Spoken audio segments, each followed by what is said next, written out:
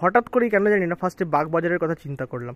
আমি জানি না তোমাদের কি সেম ফিল হচ্ছে কিনা, বাট ঠাকুরটা অনেক দিন পরে খুব সুন্দর লাগলো। একটা থিমের প্যান্ডেলে এরকম সাবেকি প্রতিমা, যেটা কিন্তু সচরাচর দেখা যায় না।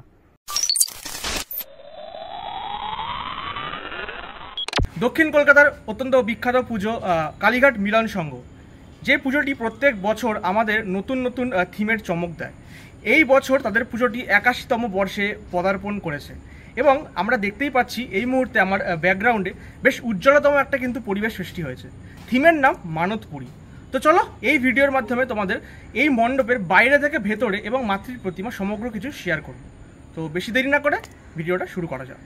আজকে প্রথমা আর এখন ঘড়িতে বাজে 11:30, আর আমি এই মুহূর্তে আছি কালীঘাট মিলন সংঘের যে দুর্গা পুজোর এন্ট্রি গেট ঠিক তার সামনে। এবং এন্ট্রি গেটটা এতটাই সুন্দর করে জাঁকজমকপূর্ণ করেছে, যেটা দেখতে কিন্তু দারুণ লাগছে। মানে লোকের কিন্তু চোখে এই গেটটা খুব সুন্দর লাগবে। অ্যাকচুয়ালি লাইটিংয়ের যে কন্ট্রাস্টটা আছে সেটা কিন্তু খুব সুন্দর লাগছে। এবং তার সাথে দেখো তোমরা বেশ কিন্তু ছোটো ছোটো ঘন্টা পুরো এই গেটটাই কিন্তু করা হয়েছে। এবং এই মণ্ডপের মানে রাস্তার একদম উল্টো দিকে কিন্তু কালীঘাট মন্দিরের দরজাও আছে।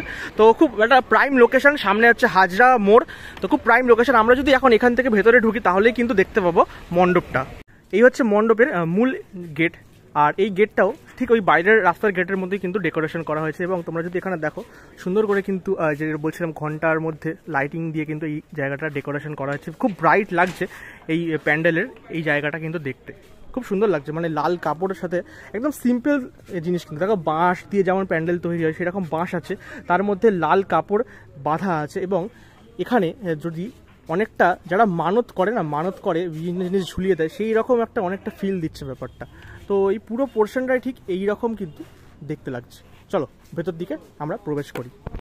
আর এই হচ্ছে কালীঘাট মিলন সংঘের যে থিম সেটা এখানে লেখা আছে, নাম হচ্ছে মানতপুরী। এবং যে প্যান্ডেল যিনি করেছেন তার নাম হচ্ছে রাজনারায়ণ সাহা চৌধুরী। এনার আন্ডারে এই পুরো মানতপুরী তৈরি হয়েছে।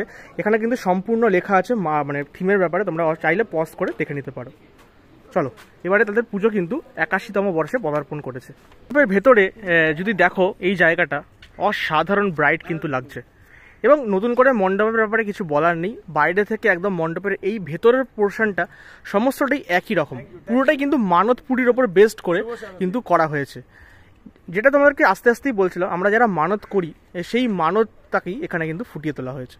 চলো এইখানটা নতুন করে আর কিছু দেখানোর নেই, তবে এই পোর্শনটা যেখানে অ্যাকচুয়ালি দুর্গা প্রতিমা ভেতরে বসে আছে সেটা কিন্তু অনেকটা বড়, মানে অনেকটা হাইটের কিন্তু এই প্যান্ডেলের এই পোর্শনটা কিন্তু করা হয়েছে। এখানে তোমরা দেখো একটা শিবলিঙ্গ করা হয়েছে, বেশ বড় একটা আকারের শিবলিঙ্গ। এবং এখানে খুব সুন্দর করে এই যে জায়গাটা মানে উপর থেকে দুধ পড়ছে মানে বা জল পড়ছে, সেটাকে কিন্তু খুব সুন্দর করে কিন্তু ফুটিয়ে তুলেছে এই জায়গাটা দিয়ে। খুব ভালো লাগছে, মানে জিনিসটা কিন্তু খুব ভালো লাগছে। এবং যেটা অ্যাকচুয়াল বলতে চাইছি, রিলেটেবল, মানুষ কিন্তু রিলেট করতে পারবে এই কালীঘাট মিলন সংঘের 2024-এর মণ্ডপটা দেখে। তো এখানে আর কিছু দেখানোর নেই, এইবারে আসল জিনিসটা তোমাদেরকে দেখাবো, সেটা হচ্ছে মাতৃ প্রতিমা, যেটা কিন্তু জাস্ট দুর্ধর্ষ। কেননা এই ধরনের মাতৃ প্রতিমা আমি অনেক দিন আগে দেখেছিলাম, এখন আমি কালীঘাট মিলন সংঘে এসে দেখতে পাচ্ছি। এই হচ্ছে মাতৃ প্রতিমার লুক।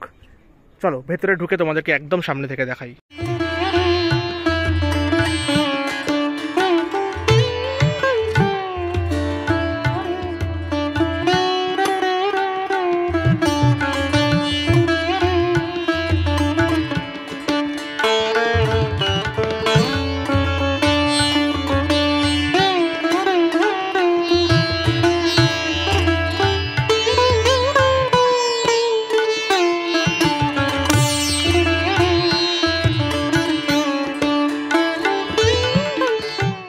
কালীঘাট মিলন সংঘের মাতৃ প্রতিমা দেখে আমার প্রথম একটা কথাই মনে পড়ছে, সেটা হচ্ছে বাগবাজারের দুর্গা প্রতিমা। হ্যাঁ, দুটোকে দেখতে অনেকটা আলাদা, দুজনের হাইট ঠাকুরের অনেকটা আলাদা, বাট কোথাও গিয়ে মুখমণ্ডলটা দেখে আমার কিন্তু হঠাৎ করেই কেন জানি না ফার্স্টে বাগবাজারের কথা চিন্তা করলাম।